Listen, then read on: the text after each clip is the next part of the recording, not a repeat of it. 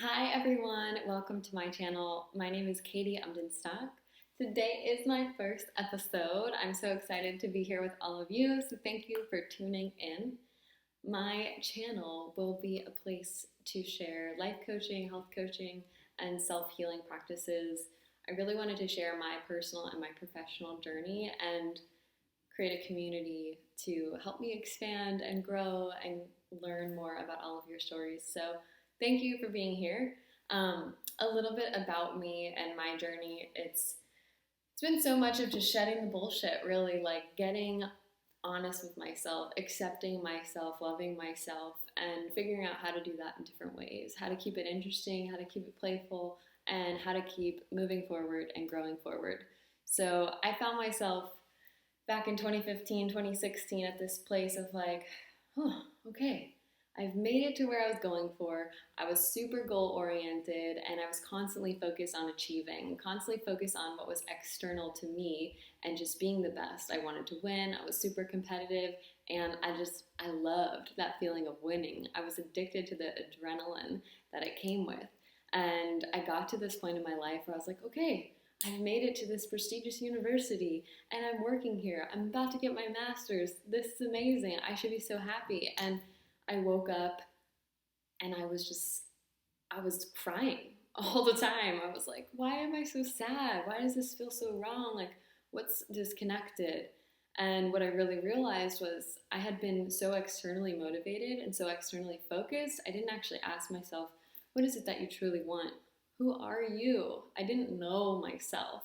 And I had this idea of who I was, and it was more of a persona and less of what was deep inside of me. So in 2016, I quit my job. January 2017, I moved from California to North Carolina, where I currently live, and that's where the journey really began.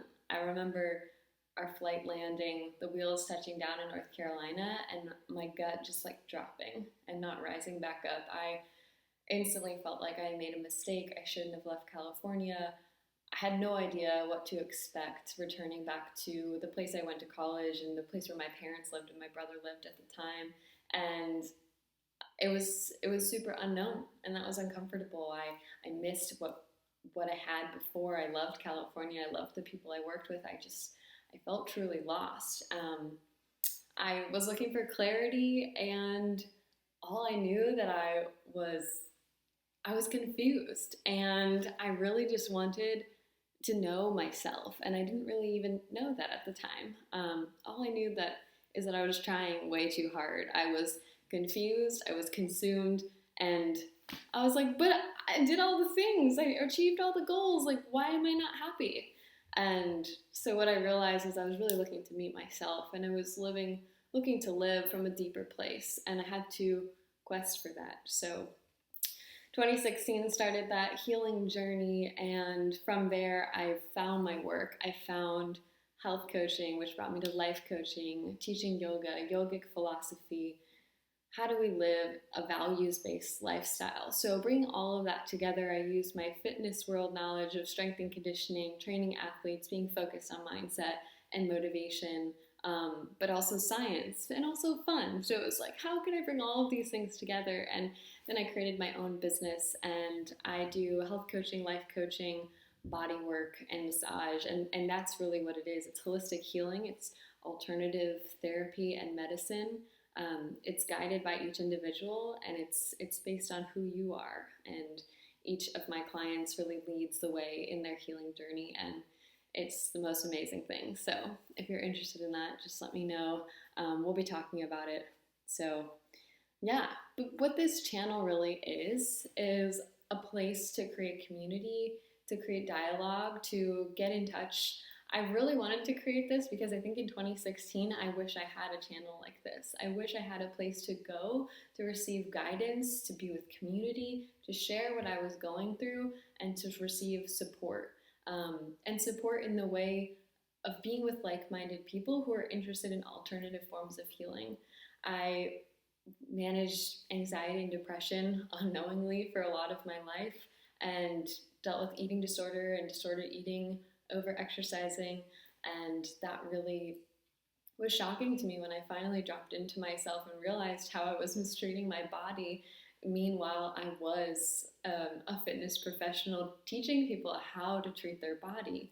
And it just became so deeply ingrained that I didn't even realize I was doing it. And it was the slowing down, the moving to North Carolina, and being able to deeply look within that really allowed me to drop in and express myself from a deeper place. And it's been challenging. There's been ups and downs and thunderstorms and earthquakes, but it's been such a beautiful journey, especially looking back.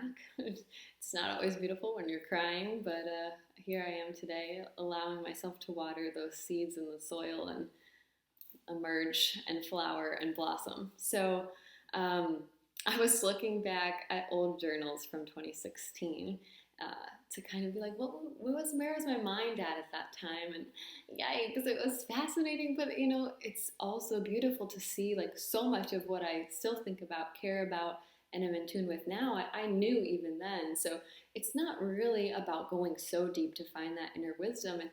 You just have to look, you just have to get quiet, you just have to reflect and be curious. And then take the courageous step to live in alignment with that knowledge that you found. So 2016 really marked shifting, stopping doing what was easy and rational and what my logical brain wanted me to do. And I started to take that risk. I started to follow that intuition. I started to get curious. I always knew myself to be a healer, wanting to be with people, but I didn't know in what capacity. So, and every day I'm still finding that out, and I'm constantly learning. And at that time, I was really re-meeting myself and rebuilding my foundation. A book that I read at that time was a book called Designing Your Life, and two Stanford design school professors created this book based on the D School design thinking. And I remember when I was living in California, I encountered it and I was like, this is amazing, I love this. Didn't have time to read the book or take the course, so when I got back to North Carolina, I dove in. And something I want to start with today, our first activity. So what we'll do each week, we'll have a theme, we'll have a weekly practice area, and then I'll provide you with some journal prompts, and I'll type all of this up in our notes below so you can refer back to it if you don't catch it in the moment. But today's weekly practice area is really going to be focused on where do you start? How do you build that foundation? And so what we're going to be looking at is a pulse check. This pulse check is like, okay, let me pause, let me see where I am right now, and let me think about this vision I have for myself in the future. So the 4 areas we're going to be looking at today are work, health, play, and love. Those 4 areas, work, health, play, and love, will help you to gauge where you are right now and to also see where you might have a gap between where you are and where you want to be.